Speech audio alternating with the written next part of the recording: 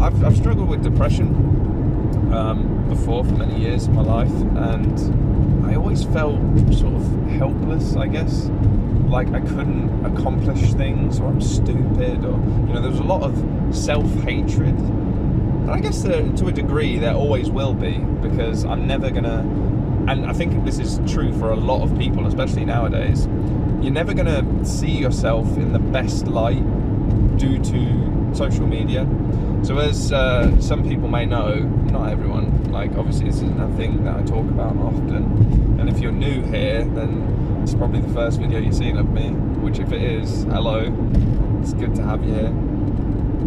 But I sort of did a bit of an experiment where I completely got rid of Facebook, something that I've had for years, and I never really used it all that much because I just think it's kind of toxic. And what I mean by that is, I'm fortunate enough to have grown up in a time where social media wasn't a thing, when in order to send a text message on a phone you had to press one number like 3 or 4 times to get the right letter, and it would take you about 10 minutes to send like a sentence in like a single text. It'd take you like a few minutes, in order to do that.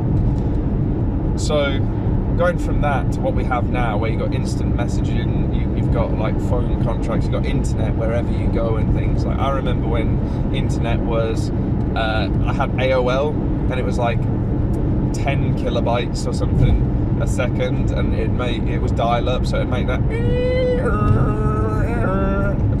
noise. Perfect impression, by the way. Just saying. I'm fortunate enough to have grown up like that, and I think I was a lot sort of, I guess, more sociable then, because you just don't know what's going on in everyone's life. The problem with social media today is you can click on someone's page and you can see absolutely everything that's going on with them, because people just share their whole lives on the internet nowadays, which we'll see the ramifications of that in the future, especially when I'm going to say if, because I don't want to make speculations or like getting into any trouble for saying this, but if there ever is a social credit score in the UK, I think a lot of people are going to regret absolutely everything that they say online. And you think that I'm sort of saying this from a point of view of like a conspiracy theorist, or I'm crazy or something. I assure you I'm not crazy, I'm sound of mind. If you think that this is so far-fetched, you only have to look at the recent past where people were getting locked up for Twitter posts, and you might be like, yeah, but they're saying like all sorts of mad, crazy stuff. But it's going to get to a point where if you criticise the government, and it already has, we've seen examples of people going to prison for sending, I don't know, nasty emails to politicians, which I don't obviously condone that behaviour. If you're going to sort of like complain, you should sort of do it through the right channels. But I think a lot of people, myself included, are going to regret our digital footprint in the future. It's something that you definitely need to worry about, for your grandchildren, children. We may be fortunate enough to have experienced something that will never be seen again. A time when you used to write letters to your friends, like you'd have pen pals. Remember when pen pals was a thing, and you'd wait like a week in responses, but you didn't have this, hey, how are you, what are you up to, sort of thing. You have all these generic conversations like repetitively, and there's no new sort of substance there, because you know what's going on in that person's life because you can see it on the feed, and they know what's going on in your life, so what's the point in talking? Like, bro, I'll just look at your page.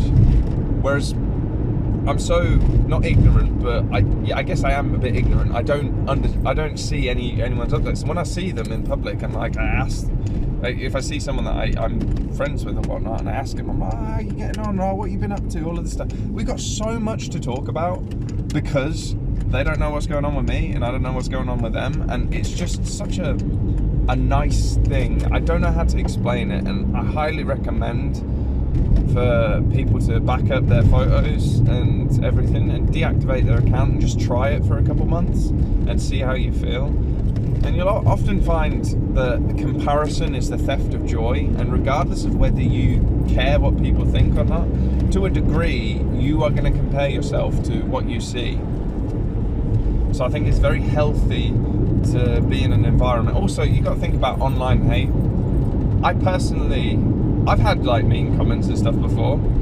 It doesn't really bother me, because I treat life like if I wouldn't take advice from someone, then I don't think I should take the criticism into account. Obviously, that being said, if I ask in a video like, oh, is there anything that you guys would like to see, or anything that would make my videos better, please give me some constructive criticism, I'm all for that, because I guess I'm trying to sort of please you, the viewer, to a certain degree. Like, I've started making these videos mainly for me, because I want to track my progress, and I think it'd be really cool when I'm old to see what I was like when I was younger, and show my grandchildren, and if I have any by then, fingers crossed, show them what their granddad was like when he was younger. I think it's so cool that we have access. There's ups and downs with this stuff, but like YouTube in particular, I'm so glad that I have access to this platform that I can post on. So in the very far future, I can see myself when I was younger. Imagine if you could look at a YouTube channel of your great-grandfather, or your grandfather, or your father, or your mum, or your great-grandma, or like 5 generations above grandparents. You would love that. I would love to see that. But yeah, oh man, I've been rambling. I do apologise if that was hard to listen to. And everyone's going to have an opinion. Opinions are like assholes. Everyone has one. So yeah. I don't really have too much more to say. I'm going to eat some protein, and I've got a few bits to do today. But all in all, pretty successful Friday. Feeling pretty good. Absolutely smashed the gym. And even though I did a PR on Wednesday for bench, I benched 100 kilos today as well, which I feel pretty good about, to be honest with you. I thought I'd definitely be wiped out still, and it's making me think that perhaps I can push even further, but I don't know. I want to get comfortable with 100 before I start pushing. I know I did 102.5, but I was kind of hyped up to sort of do it because I was training with people. But I just want to get 100 sort of, for multiple reps, and then once I've, smashed that, then I guess I'll move on to the next one. But I hope you've enjoyed this video, me rambling in the car while I drive home. I live half an hour away from my nearest gym, so it's a bit of a fucking trek every day, but it's worth it. It's worth it. I definitely feel a lot of mental clarity, especially after the gym, and I think it does really help your mental health. So if you're struggling at all with mental health and you need like an outlet or something, exercise is amazing. And you don't need to go to the gym in order to do it. You can go for a run, you can do push-ups, you can do sit-ups. There is a myriad of different workouts you can do, like tricep dips. All you need is a bench, or even the side of your bed. You can do tricep dips. I'd say probably the most tricky exercise is probably doing like your biceps, but like in prison, another thing they used to do is they would steal mop handles. So you'd have these like aluminium like mop handles. They have wash bags, like wash net bags. They'd put water bottles in them, or they used to get like the small pints of milk every breakfast.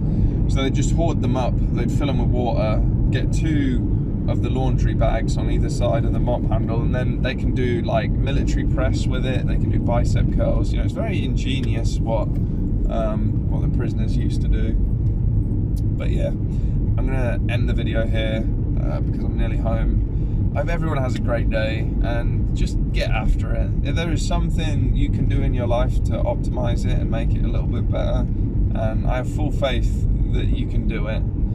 Even if no one else believes you can do it, you can. You're capable.